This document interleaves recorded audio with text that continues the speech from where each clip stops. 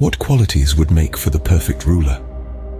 This question has intrigued philosophers for millennia, and one of the earliest, most influential answers came from the mind of the ancient Greek philosopher Socrates.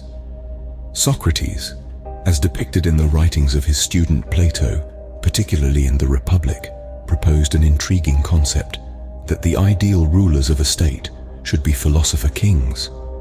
These would be individuals who have dedicated their lives to the pursuit of wisdom and truth, delving deeply into the realms of metaphysics, epistemology, and ethics. In Socrates' ideal state, philosopher-kings would be those who have gained a profound understanding of the forms. These forms, according to Platonic philosophy, are abstract universal concepts that represent the ultimate reality behind our imperfect physical world. Imagine rulers making decisions based on a higher understanding of justice and morality, guided by these eternal and unchanging forms. But this philosophical understanding would serve a higher purpose than just governing. Socrates envisioned these philosopher-kings as guardians of justice. They would ensure that the state operates in a way that promotes fairness, virtue, and the common good. One might wonder, wouldn't these philosopher-kings be susceptible to corruption like any other rulers? Socrates thought not. He believed that philosophers, with their unwavering commitment to truth and ethical principles, would resist corruption. Their pursuit of personal gain and self-interest would be minimized, leading to a more just and stable society.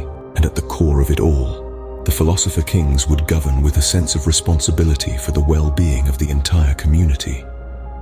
Guided by a deep understanding of justice and virtue, their decisions would aim to create a harmonious and flourishing society.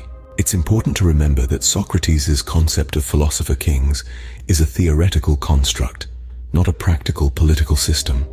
And while these ideas are attributed to Socrates, they come to us through the writings of his students, primarily Plato. Socrates himself left no written works, so our understanding of his philosophy is, in essence, second-hand.